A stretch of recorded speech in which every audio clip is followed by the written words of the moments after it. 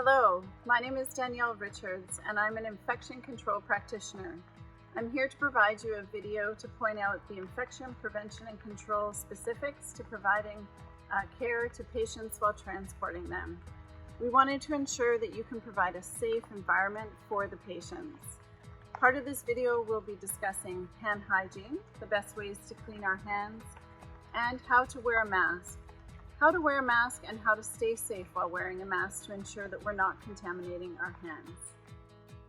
One of the best ways that we can prevent the transmission of COVID-19 and other communicable diseases is cleaning our hands.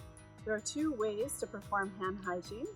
One of them would be using soap and water when you have access to a sink, and the other is using alcohol-based hand rub, or also known as hand sanitizer.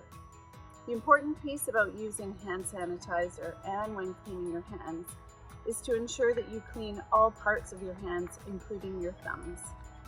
I want to show you that you can put about a loonie size amount of hand sanitizer into your hand.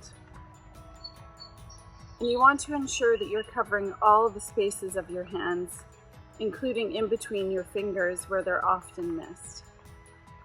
Another piece is to include the thumbs. We can often forget the thumbs when cleaning our hands, and also the wrists. This allows you to provide care for the patients that you're transporting using clean hands. One of the best ways that you can prevent the transmission of COVID-19 and other communicable diseases is wearing a mask.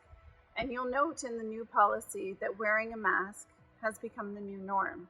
So while transporting a patient to their appointment, we wanted to show you the best way to wear a mask, how to remove it, and also to ensure that we don't contaminate ourselves when removing a mask.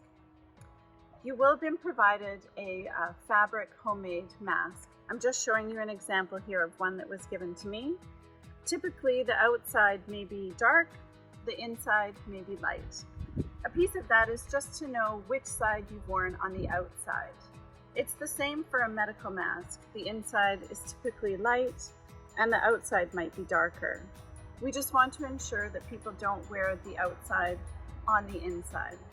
A couple pieces about a mask to remember is the reason for wearing a mask is that you are preventing others from acquiring your droplets. But in the same fashion, their droplets, if they're not wearing a mask, will land on the outside of your mask. That's why it's important to ensure that when you remove it, you're not touching the outside.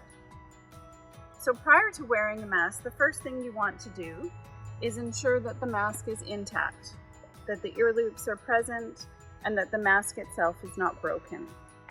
You can place the mask over your nose and put the ear loops on your ears.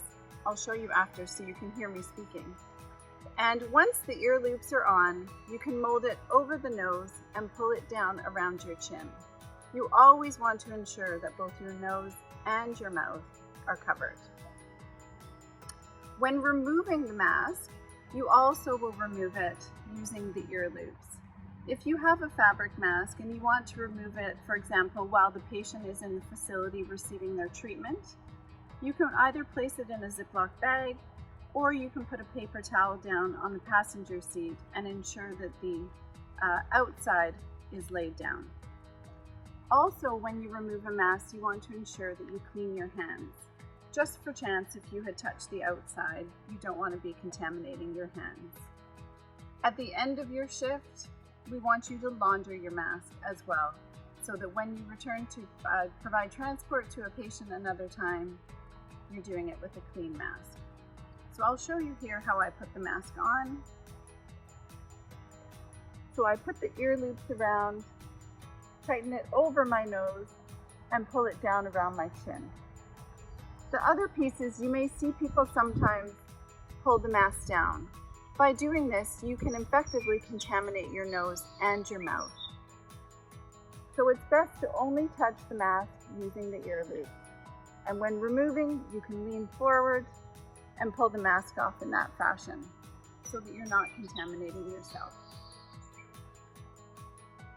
By following the infection prevention and control standards outlined in your policy, it allows you to provide a safe environment for the patients while transporting them to and from their appointments. You as a driver play an integral role in ensuring a safe environment for all patients. It is within your hands to stop the spread of COVID-19 by cleaning your hands, wearing a mask, and ensuring that you're not providing transport when you yourself feel unwell.